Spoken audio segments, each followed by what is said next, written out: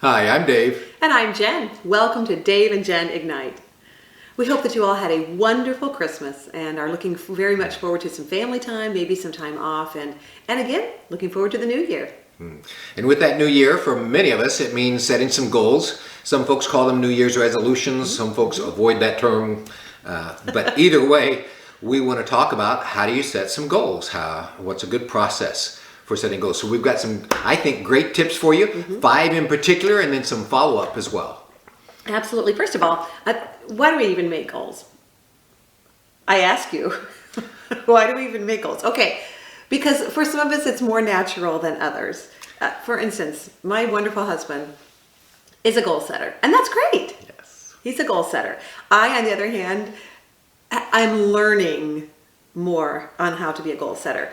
Early on in our marriage, I mean, the first year, probably the first month, we were sitting down in marriage student housing in Terre Haute, Indiana, and discussing goals. And Dave was all excited about it. He had 3x5 cards, and it was a little intense for me. I was going, this is fun. What do you want to do now? And I was kind of making light of it, and that was not the thing to do. And he got really frustrated with me, and he threw the cards down, and one of them bounced up and hit my leg, and those lethal 3x5 cards. Well, anyway, we got into kind of a hairy argument at that point about making goals, but I have learned much better. Did you hear her mention that it bounced up and hit her leg? It bounced off the cushion of the couch and hit her in the leg, and she told friends later that I had struck her. Okay, this is just my humor, okay? Yeah, it's funny now. It wasn't funny at the time. So goals are important. Setting them are important, but not everybody is real good at it. Yeah. So give yourself a little bit of a pass, but don't avoid them altogether, because really they are important. They are. And so let's get to just helpful hint. You may have heard some of this before in the sense of SMART goals. And it's a great acronym. And the S stands for significant or specific. Depends on where you're from and what you use. The specific means you need to get them nailed down to exactly what they look like. Significant means that this needs to be something that is going to be big enough that without some help, you won't be able to get it done. From a faith community, so if it's not big enough that you need God's help, then it's not a big enough goal. Okay, find some balance there. But that first S there is make it be significant. Just big enough that it's worth the effort that you're going to put forth. So the M is measurable. And here is, especially if you don't have that first being specific, measurable means, how are you going to measure this? I want to be a better person. Fantastic. Great. How are we going to measure that? Right. Well, I'm going to smile more often, or I'm going to start conversations more often, or I am going to not do this over here or start doing that over there. What's the measurable criteria here? So significant or specific and measurable. And then the A stands for attainable. And it needs to be something that is not so lofty that you will never achieve it. For instance, I want to lose 70 pounds this year. That is a great goal if you need to lose 70 pounds, but it's also very lofty. So make it attainable for you. Don't sell yourself short. Make it something you have to work for, but something that can be attained and that you can see it along the way. And then the R stands for relevant. It needs to apply to your life or to the life of your family, whoever is making these particular goals. Make sure that it is something that is applicable to you and relevant for what you are doing in your career or your family. It needs to be something that's relevant. The T is trackable or timetable. And here's where you set the measurableness by time. Okay, in the first quarter of the year or in the next 3 months, you might want to put it that way, I'm going to be at this point in this goal. It's going to be trackable at 6 months. It's going to be trackable at 9 months, next year. Because if we wait until day 30 of a 31-day month to check and see how we're doing, and it's something that we're supposed to be doing every week, we're going to be in trouble because we just haven't kept track. So you have to make it trackable in the sense of that goal written in a form that it's trackable, and then you just have to track it. Say, okay, how am I doing? Am I making the progress I need to make to accomplish the goal at the end of my time frame? So trackable or timetable, that's the T of the SMART. Right. And you may have other words that go with that, but the key is just make sure that all of these elements are involved in your goal setting. There's some scriptures, of course, for those of you who are of the faith community that can help guide us and really need to help guide us in our goal making. And I'm going to read a few from the 16th chapter of Proverbs. I got to get my glasses on here. First of all, it says, to humans belong the plans of the heart, but from the Lord comes the proper answer of the tongue. Now, we're only going to answer correctly if we are praying and saying, Lord, please guide me every single day. So a lot of the implications here are that we are staying in touch with the Lord daily about our goals or about just how we are behaving. And all a person's ways seem pure to them, but motives are weighed by the Lord. So sometimes we'll make these plans and we think, oh, this is perfect, this is perfect, this is perfect. Maybe they're self-centered. Maybe they're not even where the Lord would have us be. So those are some things that we need to consider. And then in the third verse of Proverbs 16, it says, commit to the Lord whatever you do, and he will establish your plans. This doesn't mean that we're not planning. It means making sure that we are committing to him first and foremost. And there are so many other great scriptures in this particular passage. And I know there's some in the New Testament too, Dave. One of our favorites is Matthew 6:33, and it reads this: but seek first his kingdom and his righteousness, and all these things will be given to you as well. And that speaks just specifically to priorities. And what am I seeking first? Great, I set a goal for making X number of dollars. Super. How are you going to use those for the kingdom? Whatever we do, we want to seek his kingdom first. We want to seek the Lord's will first. If not, it's for naught. Exactly. It just doesn't matter. At least for those of us in the faith community, right. That's criteria. Great, set some good goals, but wow, let's make sure to seek the kingdom first. And that keeps us in the place where we're not trampling on others in order to achieve our goals. Yeah. If we are where the Lord wants us to be, and we are saying, okay, God, this is where I feel like you're leading me. Help me along the way. And if we are not living with integrity as we achieve these goals, then we're probably not where we want to be, and certainly not where the Lord would have us be. Another portion of scripture is the story of the foolish man and the wise man, and perhaps we'll just do another video to talk about. The wise man built his house upon the rock. So we'll do another video, complete with song most likely, yes. or maybe even a separate song. Anyway, we'll get to that. But the scriptures give us guidance about planning and about trusting, about praying, and all of that can be a part of our New Year's goals. Absolutely. As we move forward. It'd be good. All right. Well, let's talk about some places we can set goals. Personal goals. What are our goals for our lives? We've mentioned some things about some weight that might be. And instead of saying weight, my opinion is talk about, I want to be more healthy. Right. And a part of that is my weight. Or I want to be more healthy. Part of that is I'm not going to, eat as much fatty food. Whatever it may be. By the way, I'm going to, exercise more or exercise at all. Whatever it may be. I'm just saying. Yes, whatever it may be. Setting those goals and following through on those. So personal goals, and certainly physical is one, but spiritual goals in the personal area. Devotions. I was sharing with our Sunday school class that the app I use on my phone tells me how many days I've opened that app and read scriptures in this year. So one of my goals might be, and you have to be careful, you want to become legalistic, that drains the joy. And God has so much joy planned for us. So we don't want to get legalistic, but I might want to just say, okay, this year, I'm going to make sure that I am in that Word of God 300 days of this year. Some people might be saying, only 300? Friends, depends on where you are. That's 300 exactly may right. be a great goal for you. Yes. And 300 may be way too low.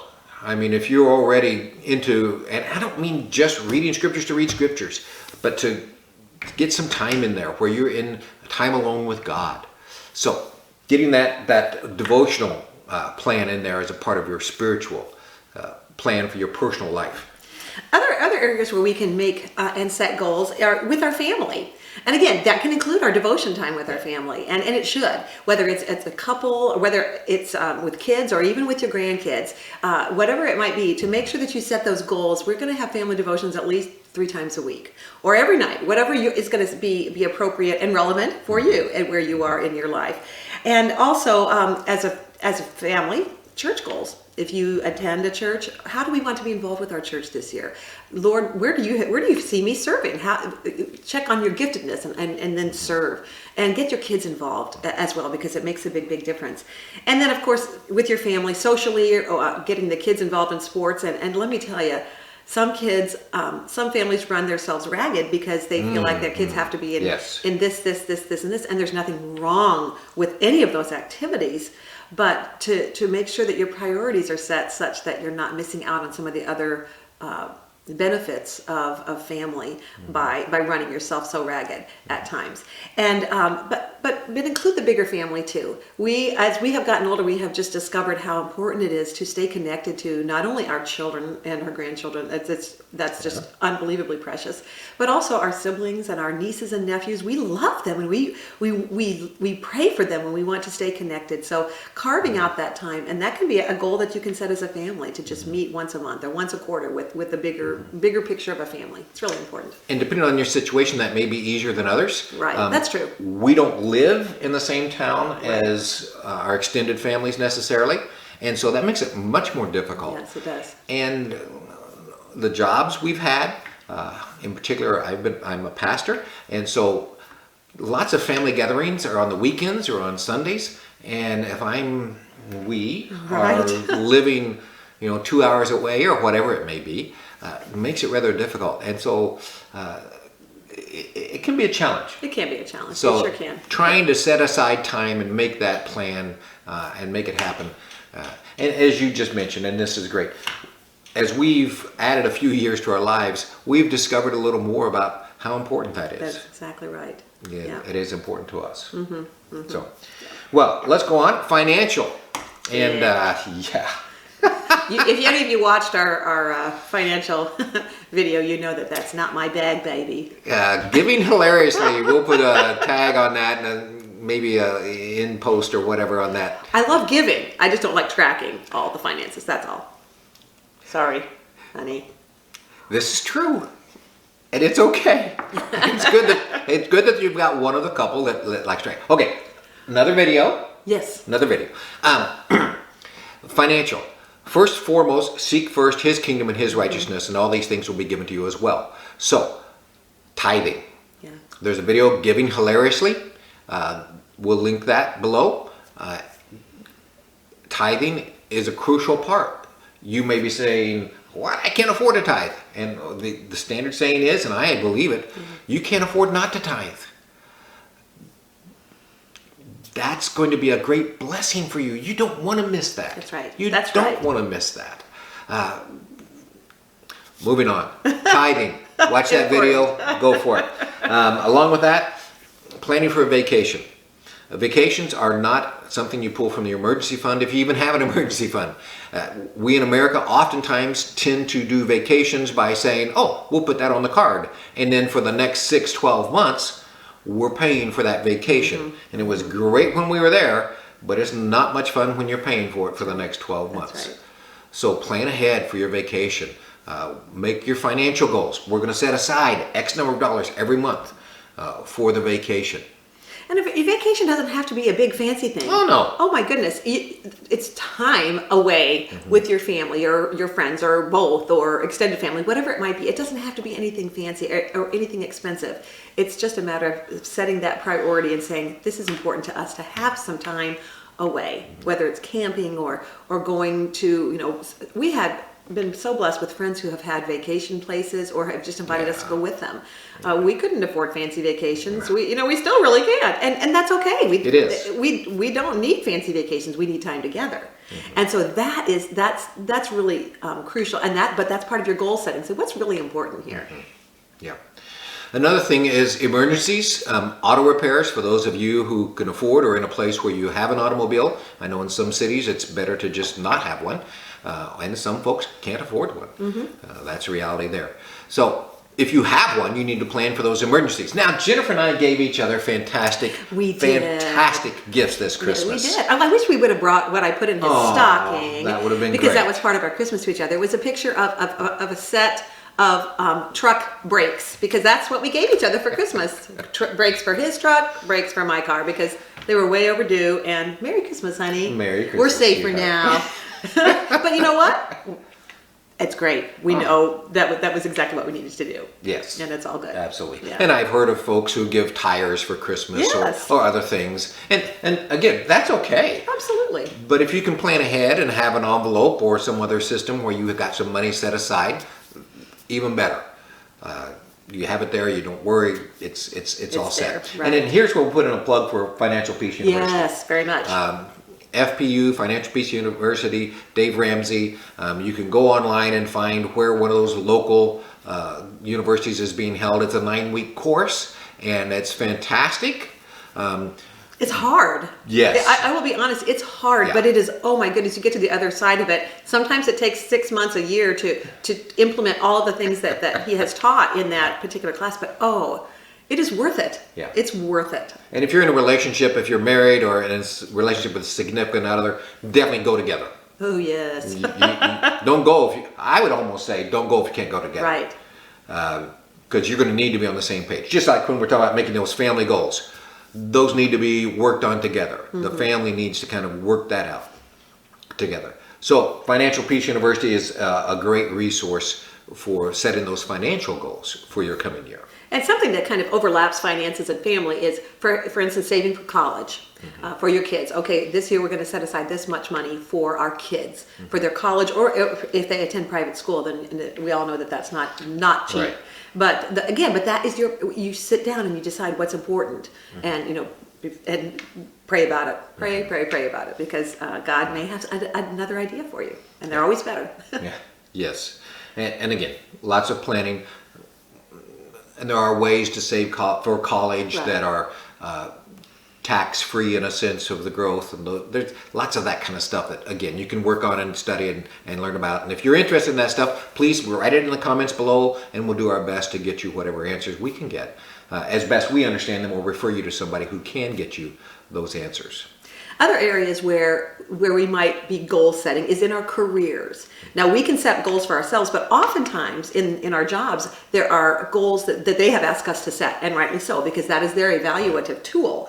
And I will say, as a teacher, one of my toughest evaluators became one of my best challenges for me, and really helped me to become a much better teacher. She held my feet to the fire. It was hard, and she was not mean about it. She was just forthright, said, this is what needs, I need to see this, I need to see this, in my goal setting and in my implementation. And I still treasure her as a valuable asset in my progression as a teacher, as an educator, and I'm so thankful for you, Ruth. Nice. Well, as you make those goals, volunteering. I think that's part of your spiritual walk as well. But volunteering. I want to volunteer at such and such a place. Maybe I want to volunteer at my church. I want to be a Sunday school teacher for 3 months, off 3 months, on 3 months, or whatever it is at your church. Volunteering to go clean up the neighborhood, to go clean up the roads, or whatever it may be. Volunteering to help make sure that children receive the food that they need. Whatever it is, find a place and do some volunteering. It is a blessing. It is a great blessing. And some of you, depending on your age, are preparing for retirement, making goals for how you want to make sure you have enough money to retire, perhaps enough money to help with your kids and so forth, even after we're gone. Those of you who are young, don't wait. Don't wait. Think about that now. I know you don't want to, but go ahead and think about that now. And if you're the planner, then you probably already are, and that's a good thing. Yeah. Another thing is to make plans, set goals for your relatives, your loved ones after you're gone. I confess, I used to think I'm going to make sure and keep enough life insurance policy so that when I die, the mortgage will be paid and there'll be some money left for Jennifer to live on. That's not a good plan. It's not really a good plan. You definitely need some life insurance. I'm not saying that's bad. You need life insurance, but that's just not the best plan. I didn't plan well in regards to how I'm going to take care of my family after I'm gone, especially when the children were smaller. Right. And right. those needs change as you add years to your life. So think about that. How can I take care of my family even after I'm gone? And that kind of falls into that relevant goal. Okay, what's relevant now, what's going to be relevant in 10 years. Not that you have to make 10-year goals, but you have to kind of look ahead in some of these areas. Yeah, yeah. So, Well, anyway. give us some feedback, please. Who's the goal setter? Are you the goal setter? Are you? And please understand, we appreciate singleness. Oh my goodness. Best friends are single, and so we Yeah. appreciate you. And sometimes you may not be the planner by just natural bent, but you have to be the planner. Yes. And so God bless you for that. Absolutely. And if you are the planner, great, fantastic. But singleness, that is great, Awesome. fantastic. God Yeah. bless you. We love you, and this isn't just for couples. This is for Oh, right. everybody. Yes. So God bless you with that. So if you're the planner, are you the planner? Yes, I am the planner. And how do you set your goals? Have you seen this SMART goals before? Set some plans in place and share with us about how you plan, what you do for those things. How do you go about setting goals for your coming year? Well, I'm Dave. And I'm Jen, and we hope this has been helpful for you. We look forward to seeing you again. Lord bless you. Maybe so.